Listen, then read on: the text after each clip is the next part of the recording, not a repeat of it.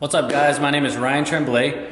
Today I'm going to show you the 5 most underrated exercises in my opinion when it comes to overall body weight, core, and lower body strength. So we're going to get into the first one right now.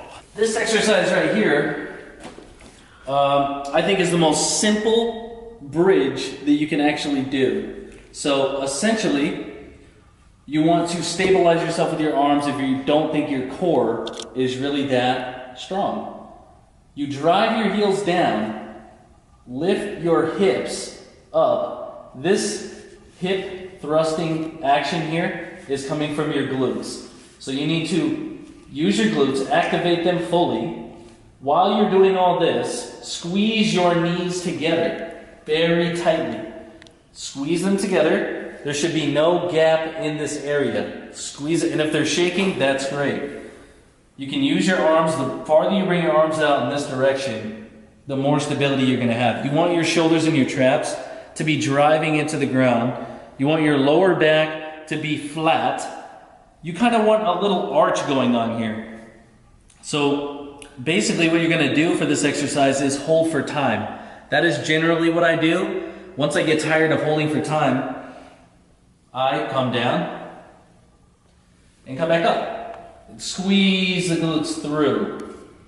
Come down and come back up. And do this for 10 reps. You can do this activity for 10 reps, 15 reps, 20 reps if you're getting really good. Essentially start with 30 seconds. 30-second holding in this position is a great start. Hold this, do 3 sets of 30-second rounds. Then do 2 sets of 10, all right? That exercise is going to build bulletproof hamstrings. Calves are coming next with the next exercise that I'm gonna get into. So, that exercise right there is the most basic in my opinion. The next evolution to this exercise, you could say that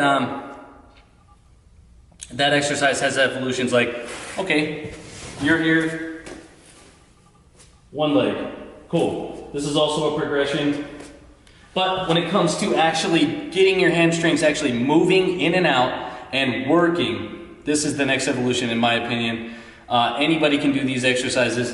You can pick one of these balls up from any sporting goods store for anywhere from like 10 to 30 bucks. But this is a phenomenal hamstring exercise that you can get into at home. And it is the next progression to the bridge. So you basically come up in this bridge position, arms in the same location here, out to the side, keep you stable. Curl up. And now you're basically in that bridge position. You can hold this, and you have this added stability, or lack of stability, which helps you to build core strength. This is a core exercise and a hamstring and glute exercise. Complete posterior chain activation here. Again, keeping your knees completely together, just like this, locking all the way out, going as slow as you possibly can. Slow and controlled is the key to these exercises here. You don't need to bring your ego into it and get, crazy repetitions. Just feeling the hamstring activation. This exercise here, again, the next evolution to the original bridge that I showed you. This will bulletproof your hamstrings. You certainly need to have very strong hamstrings and very strong glutes to get along in life. Standing up keeps your posture nice. It keeps your pelvic area tilted or just neutral. And you definitely want to work on this area. The next exercise that I want to talk about is something that every time I go to do abs, when I think doing core exercise, this is one of the first things that I do. And I hold this exercise for time, and I'm always trying to increase the time. I'll strap ankle weights on to make it harder for myself, but I'm always trying to increase my time. Start with 20 seconds. You essentially want to keep your legs completely straight. toes pointed, legs flexed. You basically want to ensure that you're doing a few things correctly. If you can only hold this exercise for 10 seconds in the very beginning, that's okay, but you want to get the form right. And this is why I'm always stressing that you keep your lower back pressed into the ground and you keep your pelvis neutral. So your glute should be into the ground, lower back should be pressed. You should not be able to move anything between your lower back and the ground. Stretch your arms out, keep your shoulders off the ground. You can have your arms up or out or up to the front, whichever you want. But you want your shoulders off the ground, lower back pressed into the ground, legs straight. The harder or the lower you move your legs to the ground, obviously the harder this exercise is. So 1 minute, holding this exercise for 1 minute solid is an excellent goal to have. So if you're just sitting at home watching TV and you'd like to get in some good core exercise, lay down in this position. Again, shoulders off the ground, lower back pressed into the ground, hips neutral, legs extended off the ground, maybe this far. You don't want to have them too high. The higher you go with your legs, the easier it is. The lower they are to the ground, the harder it is. But you want to make sure that your lower back is pressed into the ground at all times. Once your lower back starts to arch, go on to the next exercise. Because your core is just being taxed at that point, and you don't want to do the exercise poorly. So essentially, this exercise right here, the hollow body holds, is going to strengthen this entire area here to prepare you for holding a handstand. I want to say something about handstands when it comes to shoulder strength. Shoulder, back, core strength, overall mind and body awareness. My shoulders, my exercising has never been better since I started implementing, mastering handstands into my overall exercise routine. If you start to do handstands in the right progression, you will have an incredibly strong upper body. You just haven't really, if you haven't started doing handstands yet, or implementing pike push-ups, or just simply coming against the wall, I don't want to do it here with the mirror, but simply walking up against the wall, which I'll show you. To help you master your handstands, you really want to get into a couple of implement these exercises into your routine. First, if you can't do a handstand yet, come down to this pike position and start doing your push-ups like this. Making sure that your legs are straight, pushing your heels to the ground, almost like you're doing a downward dog, right? But you're doing a push-up in that fashion. The next thing you would want to start doing while you're doing your pike push-ups like that, so you're doing like 3 sets of 10 to start. Then start to try kicking up into a handstand. And this will build your body awareness. So you come up, even if you don't get it. This is going to take a little bit of wrist strength to do these exercises. So make sure that you're getting a good stretch in your wrist before you start to do these. Maybe like I said, do a couple of pike push-ups, do a couple of sets before you start this. But try to kick up. If the first couple of times aren't working out, it doesn't matter. You're still strengthening the overall hold. So come up. Eventually you'll be able to hold it like this. But if you're a beginner, it's going to be hard to hold. You're going to have to find the balance.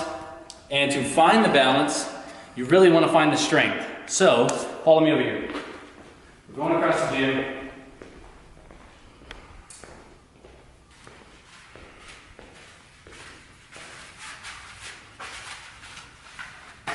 This is going to be an excellent way for you to find the balance and also find the shoulder strength to be able to hold a handstand.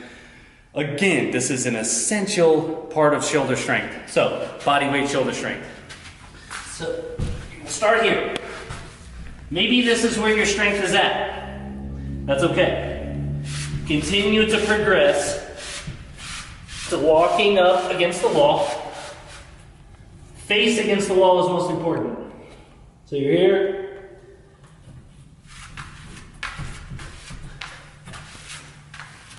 Doing that type of exercise, I'm going to go back over to the good lighting. Right?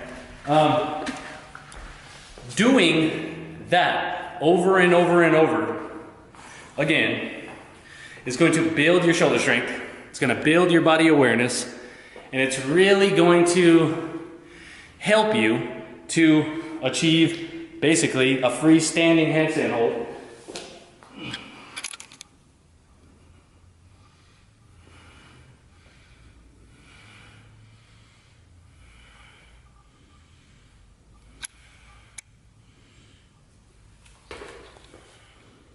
You can do push-ups once you master that, but that's a whole nother animal. You're going to have to build the body awareness and the pushing strength. So once you get into these more advanced calisthenic moves, I'm not strictly calisthenics, but I do implement a lot of body weight training into my overall exercise regime. So when you watch these videos, you're probably going to see a lot of advanced calisthenic moves. They take a while to develop. So if you follow the basic exercises that I'll show, you can eventually, they'll get easy, and then you'll be looking for a progression. So in later videos, you'll see more advanced progressions, more advanced progressions. That was handstands. Things you need to know about it. Superhuman shoulder strength. Your core strength is going to improve tremendously. And body control, body awareness, do your handstands, follow the progressions, use the wall, and do your pike push-ups. Start to build that overall shoulder strength and core strength. I'm on to the next exercise now. This exercise right here, I think is probably one of the, if not, it is the most underrated exercise out of all of these. It is essentially the isometric squat hold. This is the exercise. Feet pointing forward. Not this way, pointing forward. Knees right over your toes, squatting down. Hips shooting back. Head up, chest up, holding for time. Trying to get as low as you can in this position, holding.